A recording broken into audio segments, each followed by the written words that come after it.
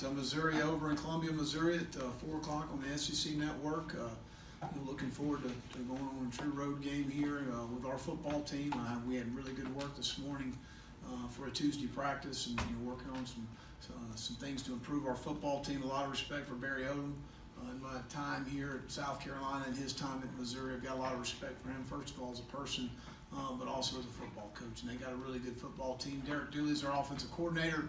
Derek and I were together at LSU and the Miami Dolphins, and a tremendous respect for the job he's done last year with Drew Lock, and kind of accentuated the things that he did well. And he's done a fantastic job with Kelly Bryant, a young man that I've got tremendous respect for. This year is completing right at 70% of his balls. They have a really good offensive football team. They're very athletic and big on the offensive line. Beatty and Roundtree are both really good runners. The tight end, Albert O, is a really good player. I'm not going to pronounce his last name. I probably won't get it right.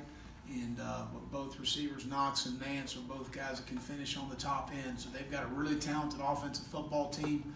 Defensively, it all starts up front with those guys. Jordan Elliott's a really good football player, played against us last year. Both ends can really rush the edge. They do a lot of movement up front to create confusion for you. Cale Jarrett's a really good linebacker, is a 4-year starter, and they're talented on the back end. And then McCain, the specialist for them, does all 3 phases, does plays kicking and does kickoff and punting. And he has got a huge leg, and they're really solid on teams. So got our work cut out for us. We're looking forward to getting back on the field. I can assure you of that.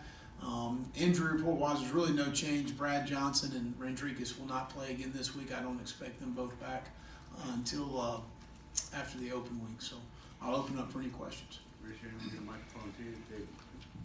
Well, I know you had the thumb thing last week. Where's AJ Turner been these first 3 games? Good. I mean, he's missed some time with the thumb. He had the shoulder in training camp, and he missed a lot of time, and that's really what put him behind the 8 ball a little bit as far as reps and turns at a new position. And but again, he's a guy that we need to continue to come on, number 1 on special teams, and then number 2 at corner, because we need more guys we can play there. Over to Pete. Well, the guys in here talked to us today. A lot of them said that this was a desperate team. Have they worked and practiced like a team that is desperate to kind of turn things around? Yeah, I mean, I think so. I think we played a really good team on Saturday. I think our guys played their ass off, and unfortunately, we didn't make enough plays that we needed to make to win the game. I like, again, when you're in the locker room when the game's over and you see that the guys obviously hurting, that's not a good thing, but it's a good thing. And it bothers them. We have really good leadership. We have a very good culture in this organization, and the leadership's in a really good spot. And meeting with those guys on Sunday and talking about where we are, and being realistic and understanding it's not where we want to be and not where we thought we're going to be, but this is where we are right now. So understand where we are and what we've got to do to crawl out of it, and that's what we're going to do. Will, when you take a freshman quarterback on the road, do you have to simplify anything from the offensive game plan or from a communication standpoint to kind of make Ryan feel a little more comfortable? Colin, we work with crowd noise at every practice. We did again today. That was something that's, obviously you're always concerned about it, so it's always a concern. But I think it goes back to kind of what we talked about the first 2 weeks. What does Ryan feel comfortable with? And let's make sure we get him in situations he feels comfortable with. We've taken a lot in both games with him because he's able to handle a lot. And make sure, again, that was my notes walking off the field. Remember, this is his first start, and that's what we'll talk about this afternoon with our offensive staff. How does Kelly Bryant look different over here, Coach? How does Kelly Bryant look different with Missouri on film, and how much does it help having the experience against him, knowing what he can do despite the change in skill set, change in scheme?